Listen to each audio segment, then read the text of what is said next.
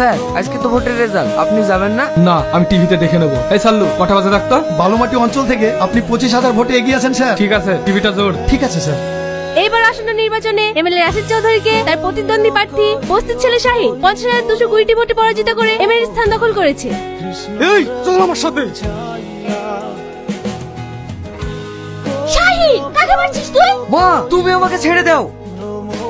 এই নরকত পশুর জন্য তুমি আমাকে মারলে? হ্যাঁ মারলাম। হুজুর কে হয় জানিস? কে মা? তাহলে শোন, তুমি এখানে বসে আছো, তোমাকে খুঁজে খুঁজে তোমার কোনো পাতাই নাই। কালকে যে রাত্রে ফোন করলাম, ফোনটা কেটে দিলে কেন? ফোনটা যখন বারবার কেটে দিচ্ছিলাম, তুমি লাগাচ্ছিলে কেন? হে, তুমি কি বলছো? আমি কত টেনশনের মধ্যে আছি জানো? তোমার আবার কিসের টেনশন?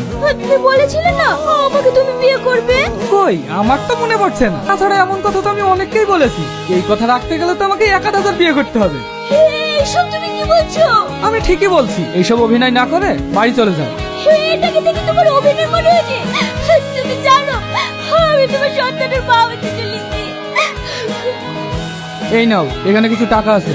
ডাক্তারের কাছে গিয়ে আর আজকের পর থেকে তুমি আর আমাকে কখনো ফোন করবে না। তুমি এমন মনের মানুষ? ছি, এই নাও তোমার টাকা। কিরে মায়া, শরীর খারাপ করছে নাকি? সকাল সকাল উঠে বমি করছে যে? মামি। কিরে কাঁদছি কেন? কি হয়েছে বল। মামি, রাশিদ আমাকে ভালোবাসার প্রলোভন দেখিয়ে। পোড়ামুখী সর্বনাশী, এ তুই কি করেছিস? এই, ওকে তুই কিছু বলিসি? হ্যাঁ মামি, আমার ভালোবাসা প্রত্যাখ্যান করেছে। আমাকে স্বীকার করতে চাইছে না। ওদের সাথে তুই বের হতে পারবি?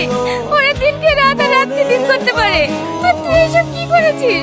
লজ্জা করলো না তার আগে? কি গো, কি হয়েছে? লজ্জার কথা আমি তোমাকে বলতে পারবো না। দেখো গা, তোমার ভাগ্নি খুব কাজ করেছে। ছি, সমাজের বুকে তুমি মুখ দেখাতে পারবা? এই বেরাই বাড়ি থেকে। আমাকে যেন তোর এই মুখ আর কোনোদিন দেখতে না হয়। তোমরা পাড়ায় বাস করবে কি করে? ছি, এই কাজটা করার আগে তুই একটু চিন্তা করলি নি? মা, তুমি আমাকে পৃথিবীর আলো দেখাবে না? দেখাবো, তোকে আমি পড়তে দেবো না। আর এখানে থাকলে তোকে আমি বাঁচাতে পারবো না। তাই আমি তোকে অনেক দূরে নিয়ে চলে যাবো, অনেক দূরে। সেই দিনে চলে এসে এই বস্তিতে। আর তোর এই বস্তিতে হয় জন্ম। মায়া, তুমি? হ্যাঁ আমি, এই তোমার ছেলে শাহিন। এইভাবে তুমি আর কত লোককে জন্ম দিবা? মায়া, তুমি আর আমাকে লজ্জা দিও না। শাহির কাছ থেকে আর কেউ বেজন্য বলবে না, কারণ শাহির আমার ছেলে। আমার পরিচয় বড় হবে। আমি তোমাদের কথা দিচ্ছি, এই বস্তিকে আমি সোনার বাংলা তৈরি করবো। শাহিন, পারলে তুই বাবাকে ক্ষমা করে দে। আব্বা, হায় শাহিন, তুই আমার মুখে আয়।